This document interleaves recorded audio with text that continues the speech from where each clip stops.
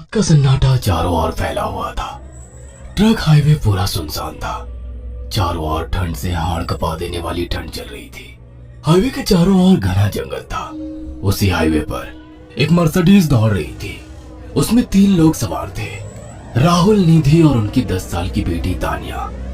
राहुल अपने दोस्त सैफ के घर ईद की पार्टी में शामिल होने के लिए गया था और पार्टी करके घर लौट रहा था। निधि ने मुस्कुराकर ड्राइव करते हुए राहुल से कहा, कुछ भी कहो राहुल, आज तो ईद की पार्टी में मजा आ गया। हाँ, मेरा दोस्त बहुत ही बिंदास और हंसी मजाक करने वाला व्यक्ति है। मैंने देखा उसके घर पर शहर की एक से एक बड़ी हस्ती थी, मगर फिर भी वो उन सबको इग्नोर करके हमें इम्पोर्टेंस दे रहा था। हाँ, देगा क्यों नहीं, आखिर मेरा दोस्त जो है। सच में राहुल, अमेरिका से इंडिया लौटकर बहुत अच्छा फील हो रहा है। वैसे तुम्हारा दोस्त सचिन अभी तक नहीं आया अमेरिका से? निधि की बात सुनकर राहुल चौंक कर बोला, ओह शिट यार, उसका फोन आया था कि वो इंडिया आ रहा है। उसने बोला था कि मुझे एयरपोर्ट पर पिक कर ले। निधि बहुत नाराज होगा वो। कोई बात नहीं, उससे बोल देना कि तुम्हें बिल्कुल याद नहीं रहा। और फिर तुम्हें सैफ की इनवाइट की हुई ईद पार्टी में भी तो शामिल होना था। निधि ने इतना बोला ही था कि उसकी बेटी तानिया ने अपनी माँ की ओर देखकर कहा, मुझे भूख लगी है माँ, और प्यास भी। तानिया की बात पर निधि ने बुरा सा मुंह बनाकर उसकी ओर देखकर कहा, पार्टी में तो इतना खाया था तुमने, फिर भी भूख लगी है। निधि की बात पर तानिया ने मासूम सा चेहरा बनाकर कहा, कोई बात नहीं मम्मी, मुझे पानी ही पिला दीजिए। कितनी बार बोला है मुझे मम्मी मत बोला करो। पानी अभी नहीं है, आगे जाकर कोई शॉप पड़ेगी तो बोतल खरीद के दे दूंगी। निधि की बात पर राहुल ने मुस्कुराकर कहा, छोटी बच्ची है निधि, इतना नाराज होना सही नहीं है। राहुल ने इतना कहा ही था कि अचानक एक काली परछाई राहुल की कार के सामने आकर खड़ी हो गई। राहुल के पैर अचानक ब्रेक पर पड़ गए। गाड़ी तेज रफ्तार में थी। ब्रेक अचानक लगने से पलटते पलटते बाल बाल बची थी। राहुल के चेहरे पर भयानक ठंडी में भी पसीने की बूंद टपकने लगी। वो दोनों कार से बाहर निकल आए। निधि ने डरते हुए कहा, आखिर कौन था ये? ऐसा लगा जैसे कि कोई भयानक काली परछाई मेरे कार के सामने आकर खड़ी हो गई हो। वह दोनों काली रात के सन्नाटे में इधर उधर देखने लगे।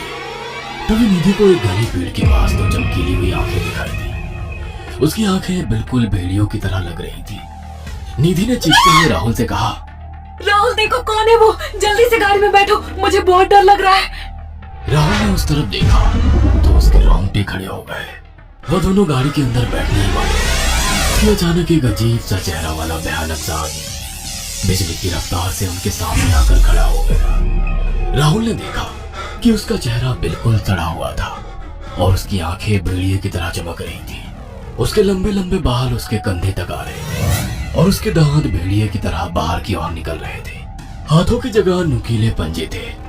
राहुल को देखकर अजीब से अंदाज में हंसने लगा, मगर जैसे ही राहुल की नजर उसके कपड़ों पर गई, राहुल की आंखें फटी की फटी रह गई। वो अकलाते हुए बोला, भाईजान, भाईजान, मुझे माफ कर दो, मुझे छोड़ दो। राहुल ने इतना कहा ही था कि अचानक उस अजीब से दिखने वाले भयानक आदमी ने अपने पंजों से राहुल की गर्दन कसकर पकड़ ली और एक ही सेकंड में उखाड़ कर जमीन पर फेंक दी। राहुल के धड़ से लाल रंग का खून का फुहारा फूट पड़ा। इस भयानक मंजर को देखकर निधि के गले से एक जोरदार चीख निकल गई। निधि इससे पहले भागती कि अचानक उस भयानक दिखने वाले आदमी ने निधि को पकड़ लिया और अपने नुकीले पंजे उसके पेट में गड़ा दिए और उसकी हथेलियां बाहर निकाल दी। निधि की एक दिल दहला देने वाली चीख सन्नाटे को चीर गई। अचानक हवा का एक बवंडर उठा और वो भयानक सा दिखने वाला व्यक्ति देखते ही देखते बवंडर के साथ गायब हो गया। तानिया ने डरते डरते निधि के मोबाइल से पुलिस और सैफ को बुला लिया और कुछ ही देर में वहां चारों ओर पुलिस की गाड़ियां थी। पुलिस ने राहुल के दोनों दोस्त सैफ और सचिन को वहीं बुला लिया। इंस्पेक्टर अर्जुन ने दोनों से कहा, मैंने ऐसी हत्याएं अपने करियर में कभी पहले नहीं देखी। ये काम तो ना किसी जानवर का लगता है, ना ही किसी इंसान का। सचिन कपकपाती हुई आवाज में बोला, आप कहना क्या चाहते हैं? कुछ कह नहीं सकता। जिस किसी ने भी इन दोनों को मारा है उससे एक बात तो साबित होती है कि वो इन दोनों से हद से ज्यादा नफरत करता था। अब सारी सच्चाई तो यह बच्ची ही बता सकती है। इतना बोलकर इंस्पेक्टर अर्जुन तानिया के पास चला गया, जो बेहद डरी हुई थी। तान्या ने आंखों देखी सारी घटना इंस्पेक्टर अर्जुन को बता दी। तान्या की बात सुनकर इंस्पेक्टर अर्जुन कंफ्यूज चेहरा लेकर मोबाइल पर किसी से बात करने लगे। सचिन इंस्पेक्टर के पास आ गया और सैफ भी डरता हुआ इंस्पेक्टर अर्जुन के पास आकर बोला, क्या हुआ इंस्पेक्टर? तान्या ने क्या बताया? उसने जो बताया वो काबिले यकीन नहीं है। उसकी बात पर किसी भी तरह से यकीन नहीं किया जा सकता। फिर भी कुछ तो बताया इंस्पेक्टर। हाँ, उस बच्ची के मुताबिक एक भूत ने निधि और राहुल को बड़ी बेदर्दी से मारा है। इंस्पेक्टर की बात सुनकर दोनों बुरी तरह से चौंक गए। क्या मतलब है इस बात का? बच्ची बेहद डरी हुई है। हम आगे की तफ्तीश जारी रखेंगे। निधि और राहुल तो चले गए, अब तान्या को मैं रख लूंगा। नहीं, राहुल मेरा अच्छा दोस्त था। तान्या अब मेरे साथ रहेगी। देखिए, बच्ची के माँ बाप अब इस दुनिया में नहीं है और आप दोनों भी शादीशुदा है। मुझे नहीं लगता कि आप दोनों बच्चे की सही से देखभाल कर सकते हैं। मेरी कोई औलाद नहीं है। मैंने अपनी पत्नी को फोन कर दिया है, वो भी IPS ऑफिसर है। ये बच्ची आज से मेरे साथ रहेगी। उसका मासूम चेहरा मेरे दिल में उतर गया है। अब तुम दोनों जा सकते हो। पूछताछ के लिए मैं जब भी तुम्हें बुलाऊं तुम दोनों आ जाना। इंस्पेक्टर ने ये बात बोली ही थी कि अचानक वहां पर मौसम बदल गया। चारों ओर काली घटाएं छा गई और एक भयानक बवंडर उठा और देखते ही देखते सब पुलिस वालों के सामने वो भयानक चेहरे वाला आकार सबके सामने खड़ा हो गया। उसको देखकर सबके रोंगटे खड़े हो गए।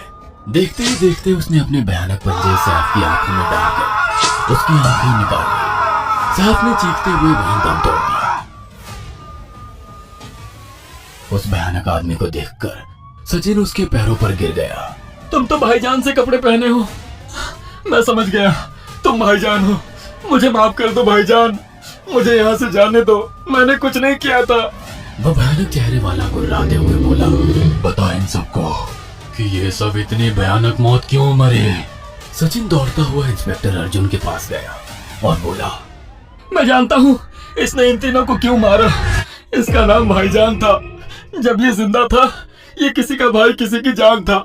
बहुत साल पहले ये हम सबका बहुत अच्छा गहरा दोस्त और बिजनेस पार्टनर था। ये सबकी बहुत मदद किया करता था। इसकी प्यारी सी बेटी थी तान्या, जो इस वक्त कार के अंदर बैठी हुई है। ये इसी की बेटी है। भाईजान अपने सारे पैसों से एक बहुत बड़ा हॉस्पिटल खोलना चाहता था जिससे गरीबों का मुफ्त इलाज किया जा सके, मगर हम तीनों इसके लिए तैयार नहीं थे।